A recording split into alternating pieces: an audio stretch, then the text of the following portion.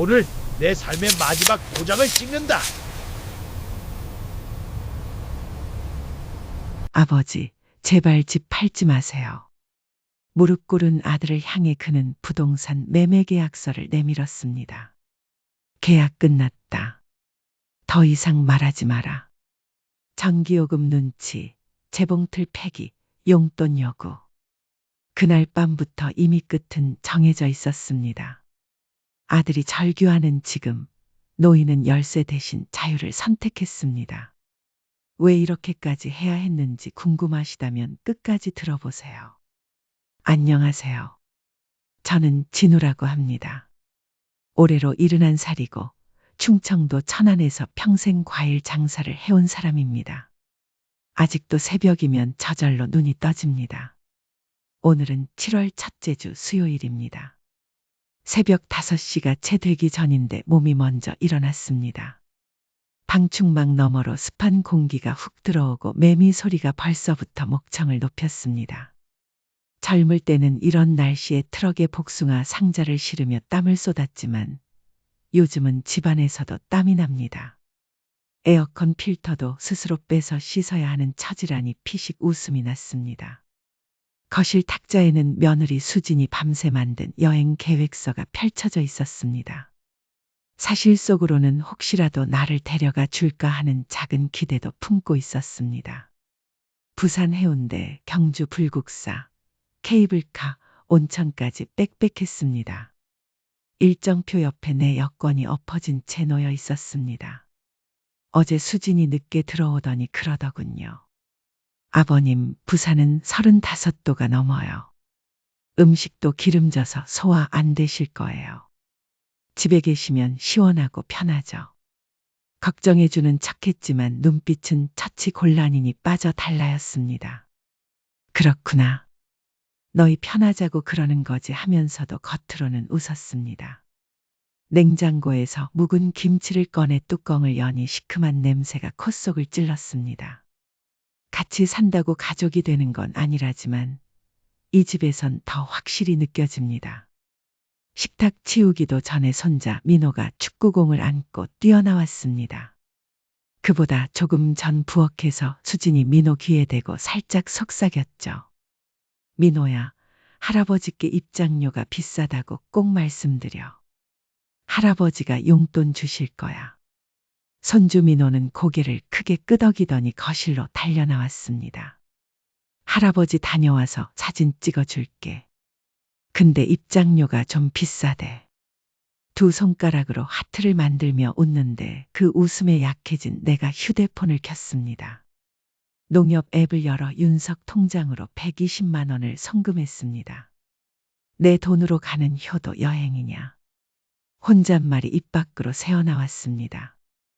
송금 완료 알림이 울리자 수진 방에서 깔깔거리는 소리가 나더니 문이 쾅 닫혔습니다. 현관에서는 캐리어 끄는 소리가 우당탕. 텔레비전을 켜니 부산 패키지 광고가 사람들 발목에 하얀 파도를 덮어주고 있었습니다. 화면이 너무 번들거려서 채널을 돌렸죠. 점심 무렵 아들 윤석이 퇴근해서 들어오자마자 신발을 벗고 불만부터 터뜨렸습니다.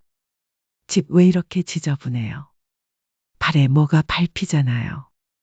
나는 소주잔을 내려놓고 내가 청소부냐고 쏘아붙였죠. 그러자 수진이 뒤에서 에어컨 하루 종일 켜두셔서 전기요금 폭탄 맞았어요.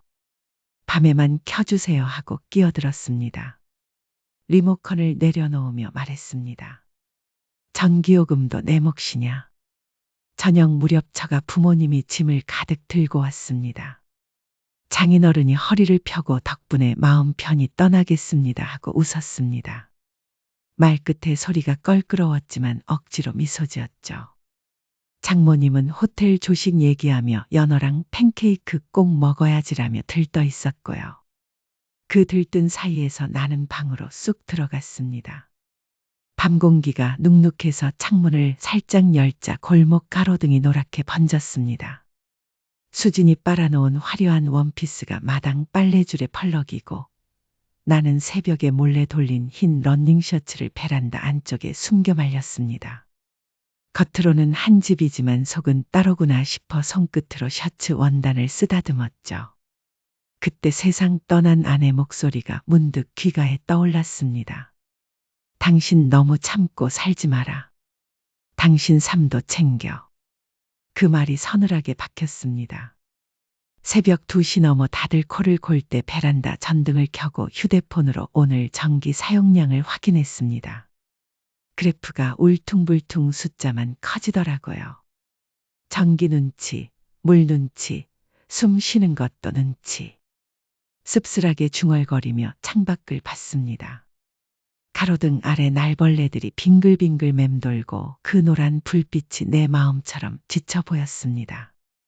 어깨가 묵직하게 내려앉으면서 왜 여기에 매어 있나 하는 생각이 확 올라왔습니다. 다음날 시장 갈채비 대신 아내 유품 서랍장을 열었습니다. 낡은 서류봉투 속 부동산 등기증이 눈에 들어왔죠. 붉은 인주 자국이 또렷했습니다. 서류를 손에 쥐고 거실로 나와 앉았습니다. 창밖 새벽 안개가 마당을 스칠 때 들판 끝을 붉은 빛이 물들이고 있었습니다. 주머니에 서류를 넣으며 중얼거렸습니다. 오늘은 장날이 아니라 내 인생 고르는 날이다. 아침 식사 때 며느리는 가방을 메고 바쁘게 돌아다니며 아버님 양복은 세탁소 맡기셔야 해요. 냄새 빼면 안 돼요라고 했습니다. 나는 헛기침했습니다. 민호는 아이스크림을 입에 묻히고 와서 내 손등에 흘렸죠. 할아버지 미안. 며느리는 칼로리 높으니 버려주세요라며 웃었고 나는 녹아가는 바닐라를 싱크대에 버리며 허탈하게 웃었습니다. 오후 3시 에어컨 바람은 도는데 마음은 싸늘했습니다.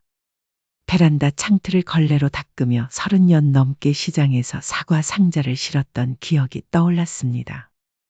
허리 삐끗하며 땀을 흘리던 그 새벽들. 그런데 지금은 땀으로 산 이 집에서조차 내 자리가 없다는 생각이 들었죠. 저녁 윤석이 소파에서 주식 차트를 보며 한숨 쉬며 아버지, 요즘 과일값 모르는데 장사도 힘드셨죠라고 말했습니다. 나는 눈 감고도 시세한다고 했더니 그는 그러니까 집도 정리 좀 하고 구식 물건은 버려야죠라고 이어갔습니다.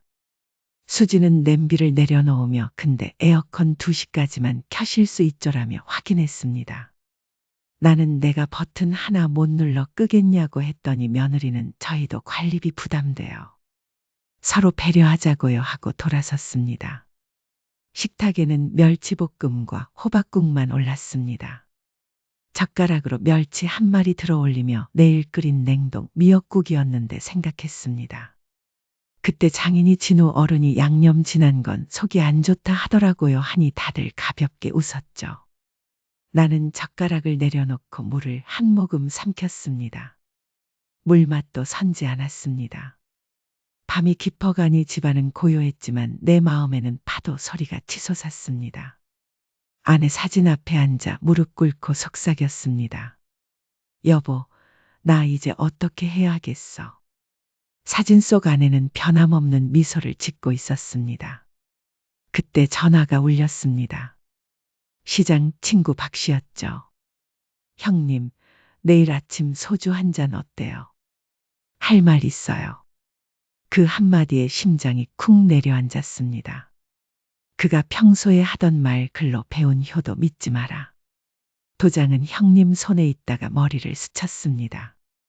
잠이 오지 않아 베란다에 서서 새벽 하늘을 봤습니다.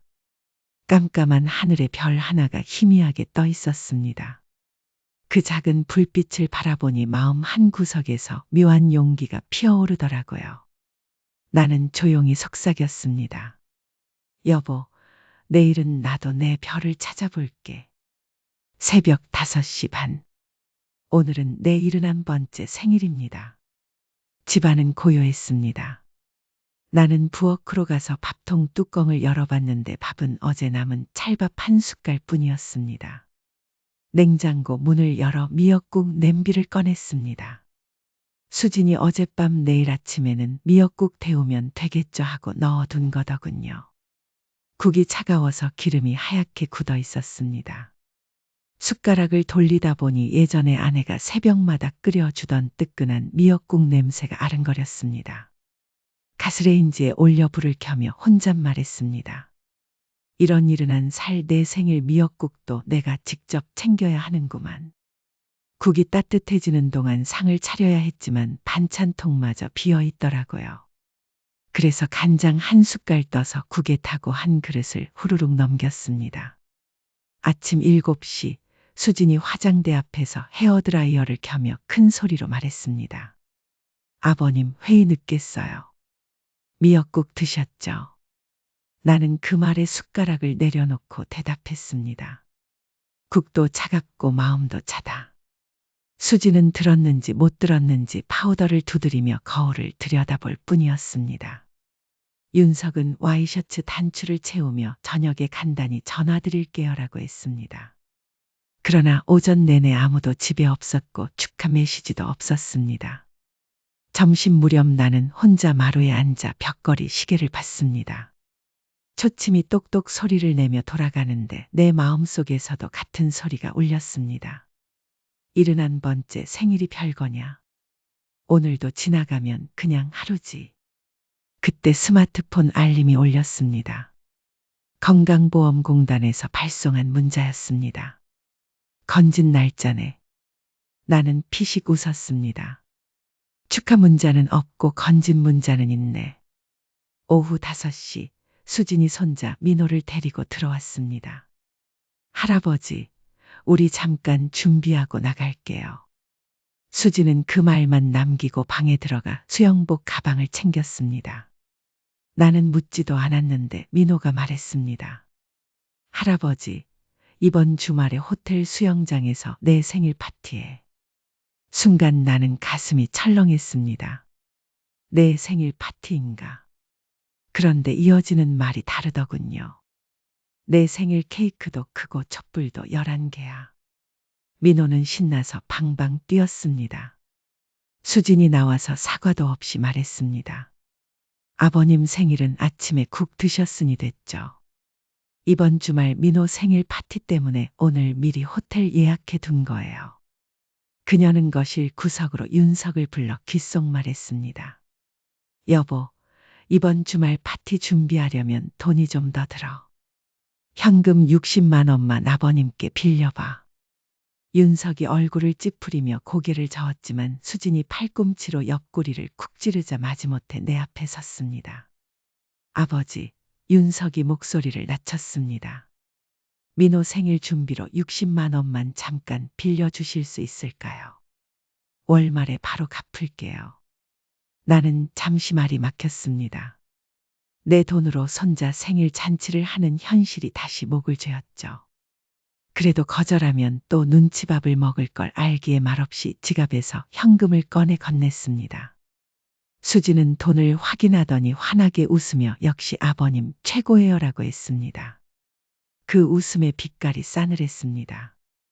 내 생일에는 국 한 그릇이면 족하다더니 이 돈은 그렇게도 쉽게 받아가는구나 하는 생각이 목을 막았습니다.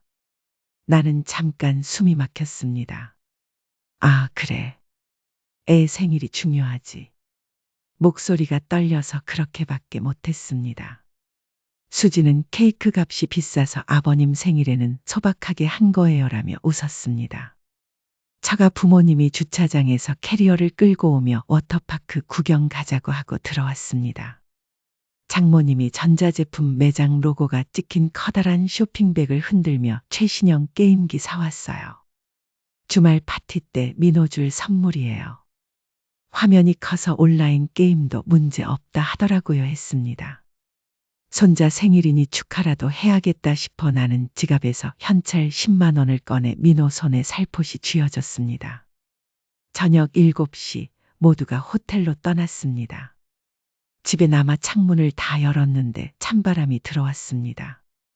나는 거실 불을 끄고 재봉틀 옆자리에 앉았습니다.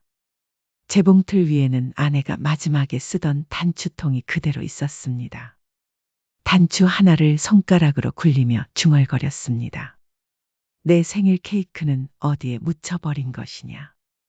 불 꺼진 집에서 텔레비전 화면 속 호텔 라운지 조명이 번쩍이는 장면이 비쳤습니다. 나는 리모컨으로 화면을 껐습니다. 밤 10시 반이 돼야 가족이 돌아왔습니다. 문이 열리자 달콤한 케이크 냄새가 퍼졌습니다.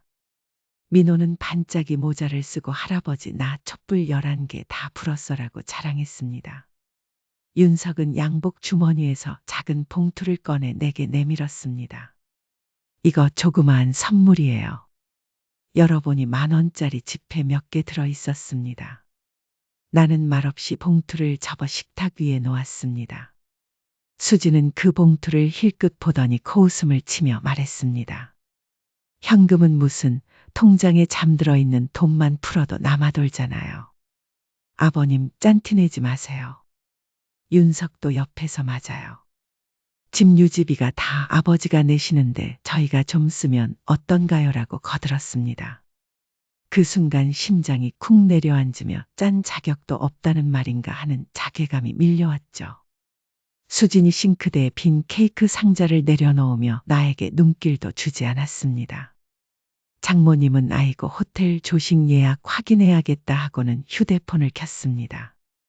장인어른은 돌아서면서 진우 어른은 오늘은 쉬셨지 하고 묻고는 자기 방으로 들어갔습니다. 불현듯 부엌 형광등 불빛이 하얗게 번져서 머리가 맑아졌습니다. 나는 속으로만 내 집에서 내 자리가 저 구석이라면 내가 나가면 해결되는 일 아니냐고 생각했습니다. 그날 밤 침대에 누웠지만 잠이 오지 않았습니다. 몇 번을 뒤척이다가 새벽 2시 다시 일어나 부엌 테이블에 앉았습니다. 손바닥으로 봉투를 여러 번 접었다 폈다 했습니다. 부동산 등기증이든 서류 봉투도 꺼내어 곁에 두었습니다. 창문 너머로 달빛이 깔렸고 그 빛이 봉투 가장자리를 은빛으로 비추었습니다. 나는 낮게 중얼거렸습니다. 아버지 생일 케이크 한 조각 없다고 세상이 무너지지는 않지. 하지만 진우 인생은 내 손에 달렸지. 이윽고 새벽 3시 현관문 밖 골목에서 고양이 울음소리가 들렸습니다. 빨리 울다가 멈추더니 다음 순간 멀때서 새벽 배송 트럭 엔진 소리가 으르렁대며 골목을 지나갔습니다. 그 엔진 소리 속에서 나는 예전 시장 새벽을 떠올렸습니다. 짐칸에 사과 상자를 쌓던 젊은 나. 그때도 밤을 새워가며 땀을 흘렸는데 오늘 밤도 잠 못 이루며 땀을 흘리고 있더라고요. 다만 이번 땀은 서러움에서 난 땀이었습니다. 새벽이 밝아지기 직전 나는 봉투를 정갈히 접어서 서랍장 가장 깊은 곳에 넣고 도장을 꺼냈습니다. 도장 손잡이에 새겨진 내 이름 이진우의 글자가 달빛에 반짝였습니다. 도장을 손 안에 꼭 쥐고 천천히 숨을 들이쉬었습니다. 이 손이 언젠가는 내 길을 찍을 거다. 그렇게 속삭이며 다시 이불을 덮었습니다. 새벽 5시가 지나 내가 다시 눈을 떴습니다. 어제 밤새 품에 쥐고 잤던 도장이 손바닥에 눌린 자국을 남겼더라고요. 세수대에 찬물을 받아 얼굴을 적시니 피부에 남은 열기가 조금 가라앉았습니다. 거실 한복판에 어제 밤 그대로 남은 종이 봉투가 눈에 띄었습니다. 장모님이 자랑하던 그 게임기 상자와 영수증이 그대로 들어있더군요. 영수증 끝에 선명한 가격 78만 2천 원. 나는 한숨을 삼키며 상자를 조용히 들어올렸습니다. 그 순간 손에 잡히는 낯선 서류 한 장. 민호가 놓고 간 초대장이었습니다. 호텔 파티룸 예약 정보와 함께 가족 외타인은 정중히 사절이라는 문구가 굵은 글씨로 박혀 있었습니다. 내 눈썹이 꿈틀했습니다. 가족 외타인이라. 나는 타인이라는 소리인가. 하지만 그날 아침부터 집안 공기가 이상할 만치 무거웠습니다. 불길한 기온이 스멀스멀 번지는 걸 느꼈죠. 오전 9시쯤 수진이 배송기사에게 통화하는 소리가 문 밖에서 들렸습니다. 네, 맞아요. 거실 창쪽 재봉틀 그거 폐기. 재봉틀이라니 귀가 번쩍했습니다. 문을 열고 나가보니 노란 조끼를 입은 기사 둘이 재봉틀을 밀어내려 하고 있었습니다. 나는 달려가 손잡이를 붙잡고 버텼습니다. 이건 내 아내 물건이요.